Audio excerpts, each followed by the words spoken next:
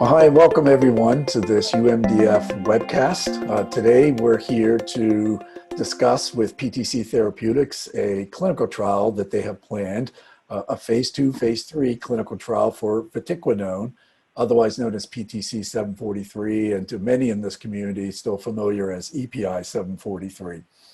I'm going to turn over the presentation to two gentlemen from PTC Therapeutics. We're going to talk about the trial, and then at the end of the presentations, we'll have a moderated Q&A period. So to submit your questions, you don't have to wait till the end. Please use the chat function below to submit your questions. We'll moderate those and we'll put them forward to our speakers at the end of the presentation.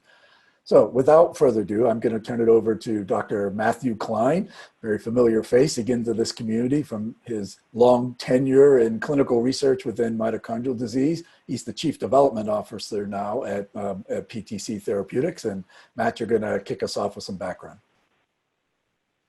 Yes. Thank you very much, Phil, and thank you to everyone who's joined us here today. As always, I'm incredibly grateful to have this opportunity to speak with you all and incredibly excited to be sharing the news that we are initiating the newest 743 mitochondrial disease trial.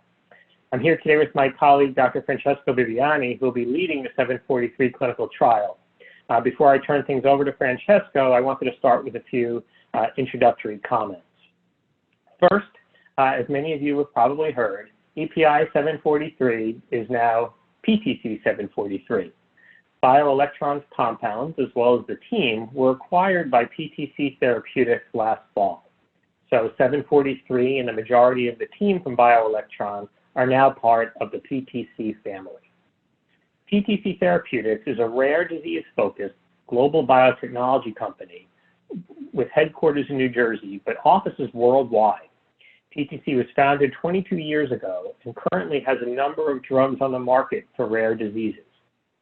The acquisition of 743 by PTC is really great news for the mitochondrial disease and other rare disease communities, as PTC brings added muscle and experience to the development of 743 and other compounds for mitochondrial disease. This slide summarizes PTC's large and diverse drug development pipeline. This pipeline of approved drugs includes our approved drugs for Duchenne muscular dystrophy, drugs such as Evrysdi, which was recently approved by the FDA for SMA, and it utilizes a novel gene splicing modification approach. We have a robust gene therapy platform, including our lead program in AAVC deficiency, which is a rare pediatric disease resulting in dopamine deficiency, which has many common signs and symptoms of mitochondrial disease given the similarities in pathology. We also have programs in metabolic disease, oncology, and of course, our BioE platform, which includes 743. As indicated on this slide, we're going to be initiating two potential registrational trials of PTC 743 this fall. A trial in children with mitochondrial disease and associated seizures, the MIT trial, and a phase 3 trial in Friedreich's ataxia. As Phil mentioned, the focus of today's forum is to provide you with more information on the mitochondrial epilepsy trial. So I'll now turn the presentation over to Francesco, who will provide you all with a number of important details on the study. Again, thank you all for attending and for your continued collaboration as we seek to bring 743 to approval for mitochondrial disease patients. Thank you, Matt. I'm going to share my screen. And you should be able to see it now. There you go. So 743, PTC 743, or Vatiquinone, is a derivative of vitamin E. More precisely, is the oxidation product of alpha-tocotrienol, which is one of the E vitamins. This compound exerts its function by its action on the enzyme 15-lipoxygenase, which is a key regulator of oxidative stress and inflammation. In presence of oxidative stress, polyunsaturated fatty acids get activated by the 15-lipoxygenase enzyme into oxidative fatty acids, which increase the oxidative stress and inflammation. When vatiquinone is present, it inactivates the enzyme 15-lipoxygenase, therefore reducing the production of oxidase fatty acids and therefore improving inflammation and oxidative stress. Now, why are we doing a study in mitochondrial epilepsy? So first of all, 40% of all patients that have mitochondrial epilepsy also have associated intractable that mitochondrial disease also have associated intractable epilepsy, which is notoriously hard to treat and resistant to the common anti-epileptic medications. There is quite a bit of scientific and clinical evidence that points us in this direction. First of all, vatiquinone and the pathway that it targets has been linked to refractory epilepsy syndrome, both in vivo and in vitro models. In other clinical studies, vatiquinone has disrupted the status epilepticus, has reduced the frequency and intensity of seizures, as we have seen in previous studies. In a program that here was run between 2009 and 2012 in several centers, both in US, but also in Italy and in UK and also in Sao Paulo, Brazil. 90 patients with mitochondrial disease that were within 90 days of end-of-life care were enrolled in this program and initially treated for 13 weeks with the option of continuing into a long-term extension. This program measured mortality, drug safety, and pharmacokinetics. Overall, 94 patients were enrolled, and of these, 43 are still alive and on treatment. And that's a great achievement if you think that these patients were within 90 days of the end-of-life care. And the mean survival throughout the program was over 4 years. In terms of safety, vatiquinone was safe and well tolerated. The clinical efficacy findings included reduction of seizures, reduction of severity of seizures, of status epilepticus, and overall improvement of the neuromuscular function.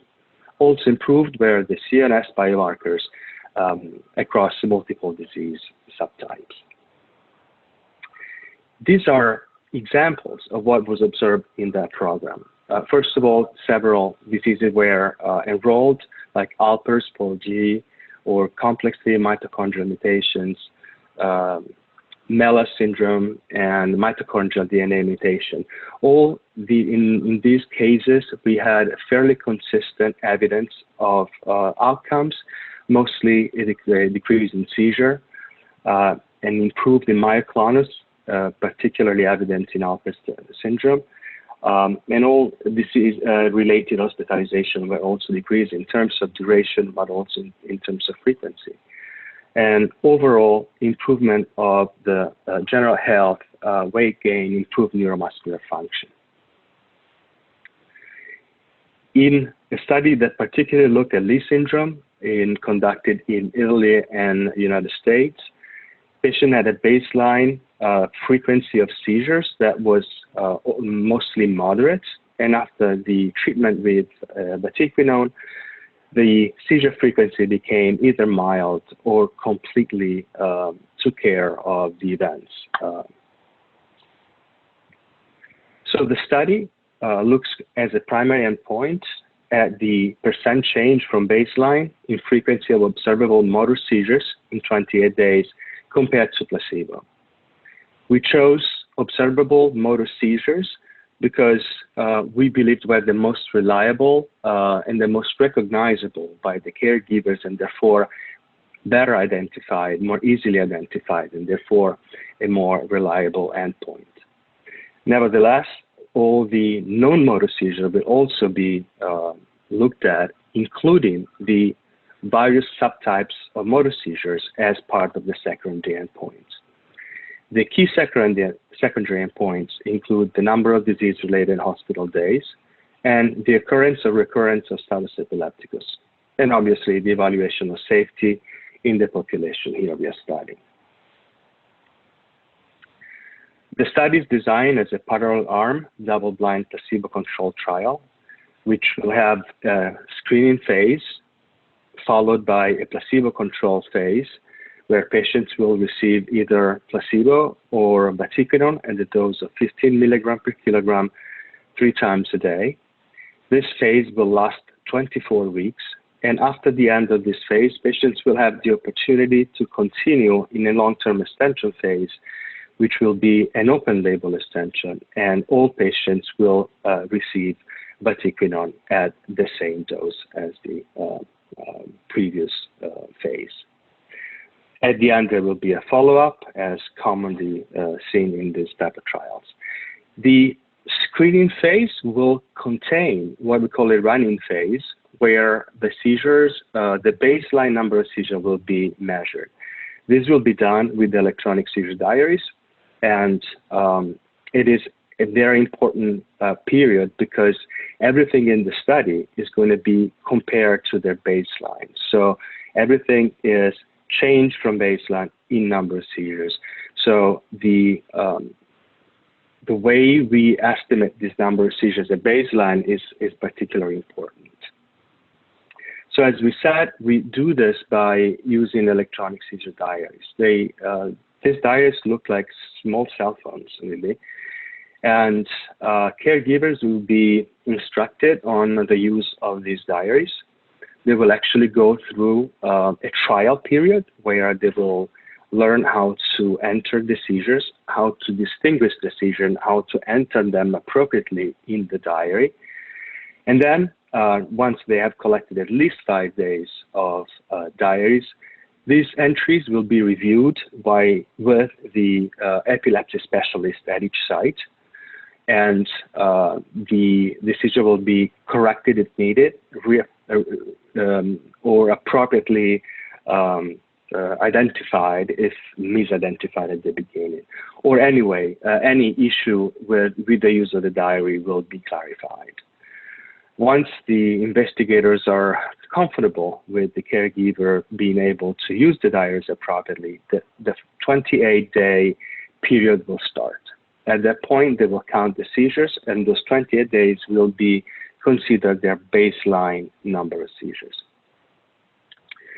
What we want, though, is that we want to avoid potential confounding factors. For example, we don't want patients to have a high frequency of seizures at one point, followed by long periods of no seizures. That would be compromising or being the confounding factors in the interpretation of results. Therefore, we have put in this set of rules, where patients are required to have at least 6 motor seizures in the 28-day period. Of course, we want to have a sufficient number of seizures where we can see a drug effect at the end. And then we want these patients to have at least 2 seizures per each half of the 28 days, so that we know that they are roughly equally distributed. And also not to have 20 days that are seizure-free, again, to avoid periods with lack of seizures. Most importantly, we need to have a good compliance in filling out the diaries, and therefore we need the caregivers to fill out at least 80% of the seizure diaries, to have a compliance of 80%. Once the baseline seizure has been established, patients will be randomized 1-to-1 to vatiquinone or placebo, and will be stratified by disease subtype, which will include Alpers-Polgy, Leigh syndrome, MELAS, and any other genetically confirmed mitochondrial disease. At least 6 subjects will be allocated to each one of these first 3 categories, so that we can be comfortable with having a fair number of subjects in each one of the categories that we are studying, on the subtypes that we are studying. The study will have a duration of approximately 72 weeks, which will include both the screening, the double-blind part of the study, and the extension phase. We are currently planning on having 12 sites globally. Actually, we are targeting more than 12 sites given the current situation and the uncertainties associated with the current situation. So we want to have a fairly large number of sites so that the continuation of the study can be assured, even with in these times of uncertainty. We are looking for sites in US. We have identified sites in Europe. A lot of them are legacy sites that have participated in previous studies. And we also expanded to Japan and possibly South America and Brazil and Argentina. We aim at enrolling approximately 60 subjects. And as we said, additional sites and investigators can be added in order to maintain the study enrollment. And this completes my presentation, and I can open the mic for questions. Fantastic. Thank you both for the presentations, very informative. I'm not seeing a lot of questions coming yet in on chat, so maybe we can just talk for a couple minutes. Once again, I encourage anyone that has any questions to submit them through the chat box at the bottom of the screen. Matt, let's start with you, just because, again, you've been involved in mitochondrial disease clinical research, more than a decade, and I'm probably not even doing you full service with more than a decade. This is a drug that's been in development for quite some time, and I think you both share the fact that this has been a drug been dosed in a lot of patients. There's a lot of safety information. There's a lot of efficacy data too. What led you to focus on these refractory seizures for this particular trial to move this drug towards getting approval from the FDA? Oh, sorry, Matt, I think you're muted or... Thank you for the question, Phil. I do want to note I see so many of our many familiar names and valued colleagues here in the audience, including Rosaldo Carrazzo, who's a valued colleague from Italy, and Osaka Sensei from Japan. It's great to see that so many of our partners who've been with us for so many years on the call. I think, Phil, it's really a testament to the challenges in drug development for mitochondrial disease. I mean, when we started and the first patient was treated with EPI 743 in 2009, it was an entirely new frontier. Francesco went through the expanded access study that we did as well. That was done mainly in the United States. There were other studies that were done in parallel in Europe. Many patients treated in Italy at the Bambino Gesù Hospital and elsewhere. Osaka Sensei treated the first 743 patient in Japan. A very young girl who's still alive and doing well today, and we had all of these experiences, and then came time to do clinical trials. And I could tell you in the early days, and it's amazing to think early days was only 8 or 9 years ago, given so much that's happened. But in those early days, when we would sit around and have conversations with many of the experts in mitochondrial disease and thinking about endpoints and clinical trial design, and there was no precedent. It was literally trying to figure out, how do you do this? And similarly, when we went to meet with FDA and regulatory authorities, there was no precedent. There was nowhere to turn that there had been 10 trials done before in children with Leigh syndrome or children with Alpers-Golgi. It just wasn't there. So we went through this period where we were literally, as the expression in English goes, we're building the bicycle and riding it at the same time. We had to figure out how to study mitochondrial disease. And in those early days, we would come to UMDF and speak, and there was just, as many of you know, there weren't other trials going on. And then the years would continue, and it's so great that there's now more and more trials and more people involved and more and more companies involved in the challenge, and we're all learning from each other. And so when you ask this, now I know it's a long wind up answering your question, but the point is we've learned so much over the years in doing clinical trials. Really, learnings that you only make by going through the process and working with great partners and working with patients and families and listening and understanding how people respond to drugs and what it's like to be in clinical trials. And one of the very important learnings we had to make was around, how do you do a clinical trial in diseases as different as mitochondrial disease? how, even when you talk about a specific mitochondrial disease subtype like Lee syndrome, which is probably now associated with over 100 different mutations, and you could have, due to the way mitochondrial genetics works, you can have two kids who have the exact same mutation with different clinical presentations. When you read about how to do clinical trials in the textbooks, it's not like that. It's like everyone has high blood pressure, and you treat the high blood pressure, and the blood pressure goes down, and you know you have a drug. Mitochondrial disease isn't like that.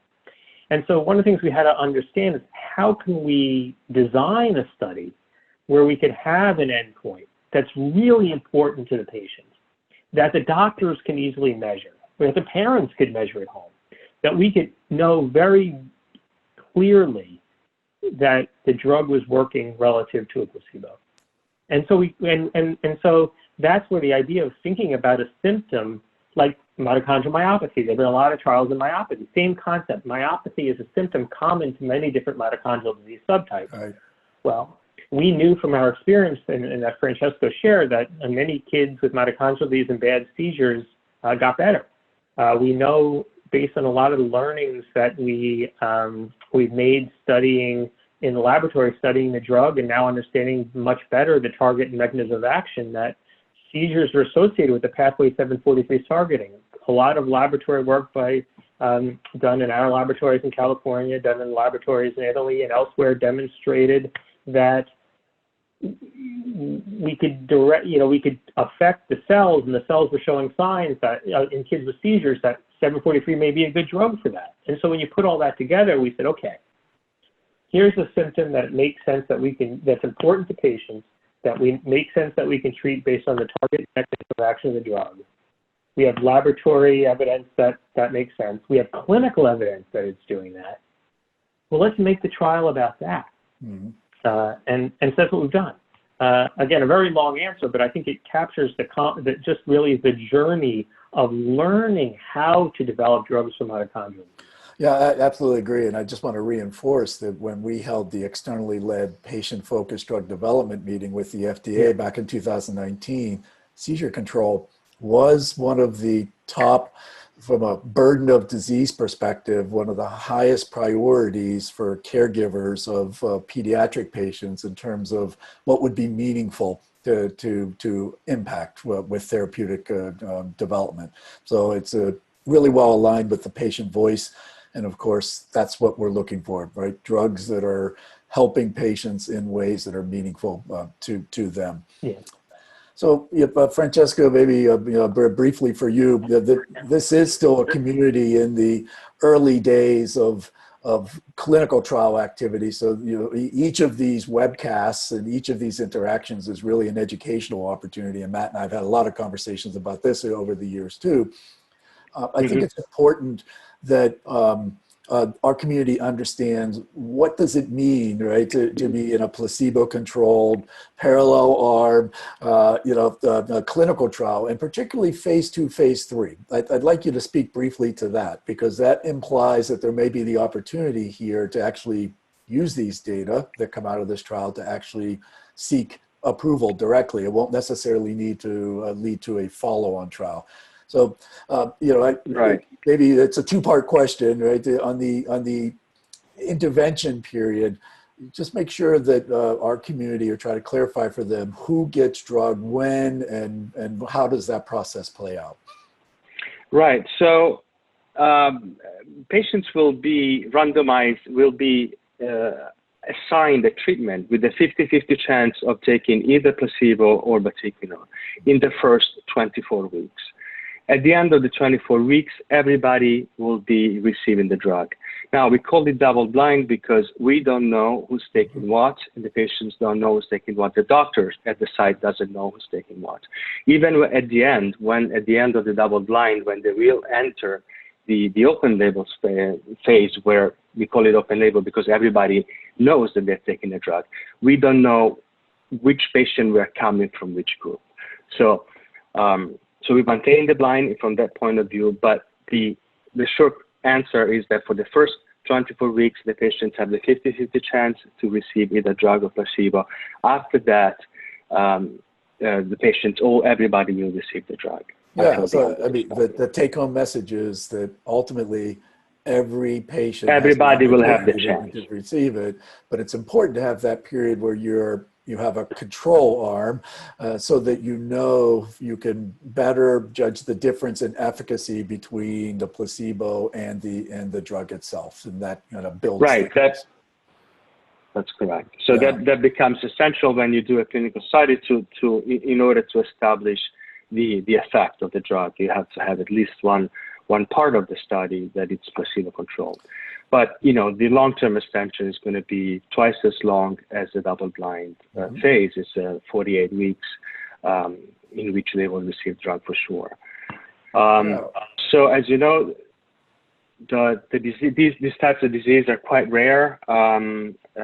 So we need to maximize our effort in doing the study. So we are doing what we call a phase 2B or a phase 2/3 study, where we are also trying to establish efficacy on a significant number of patients, like in this case, 60 patients. That for an indication like this, it's a pretty good number of patients. And the goal is, as you imagine, was to be able to generate data and have these count as a pivotal trial and be able to submit for approval. And of course, that's the scenario that everyone hopes for, is that you have the data that's supportive of now filing a new drug application, right, with the FDA and moving forward towards a regulatory decision. I'd like to hear a little bit more about the diary, because this is new. Is it fair to call this a patient-reported outcome, since it's really coming? The clinician's not administering this, right? It's being tracked by the subject or a caregiver. Is that being done electronically? Is that being done? Yeah. It's done electronically. If you just give me a second, I'm going to actually show you the actual diary. Which is this. This is a diary. Something we're all familiar with. It looks like a cell. Yeah, it looks like a cell phone. But it only has a function as a diary. Every day you are reminded, the caregiver is reminded to enter the seizure diary, and so when they begin entering the data, they are prompted to say, did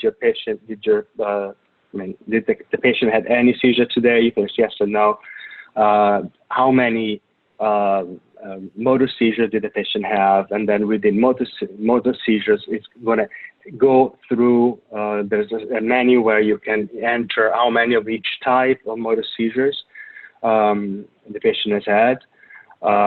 Each one of the menus has an explanation. So if you don't understand what it means, you can click on it and it's going to tell you what a myoclonic seizures look like and all that.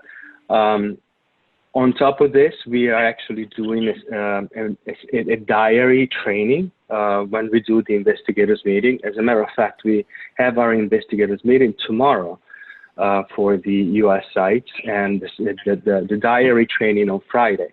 So that's what we want to do. We have shipped some of the diaries to our key investigators so they become familiar with it.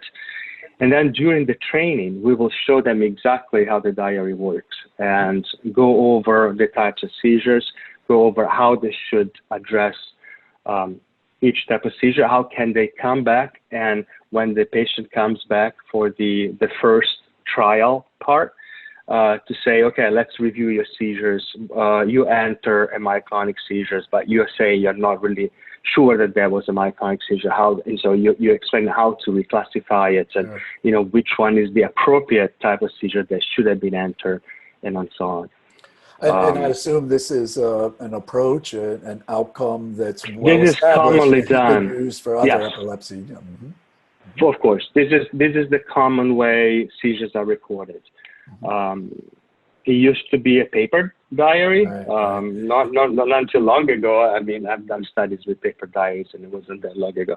But it's really customary now to do with electronic diaries. Well, as we draw near the end of the webcast, I'd like to just maybe pull together some of the key dates associated with this. So we're now in mid-September. I see the trial is on clinicaltrials.gov and can be viewed by anyone there, active but not recruiting. When do you expect to begin to move through recruitment and actual Very soon. launch of the trial? Very, very soon. We actually expect to have some, because we already have sites that are all being activated and ready to go. So we expect them to start enrolling as soon as we finish the investigators meeting. That it's going to serve as a site activation visit as well, because given the times, we are not going to physically go there. The activation of the site is going to be done via Zoom in the next couple of days. Right. So they're ready to enroll. So we really hope to have the first patient in by the end of the month. So obviously clinicians will be helping to identify patients and maybe good candidates for it, but for our community that may want to learn more about it, again, clinicaltrials.gov. There's a very robust search engine there under PTC Therapeutics, Mitochondrial Diseases. Yes. This one will pop up right at the top. Right. Assuming an orderly recruitment process, which is probably never been the case in any clinical trial, but assuming it proceeds in an orderly way, it sounds like the trial length is a little more than a year would be expected, right, between the intervention and then this extended phase. Would it not be till the end of 72 weeks that you'd really have your readout and an idea of what comes next? Or might it come sooner than that? That is correct. That is correct. The duration of the study is set.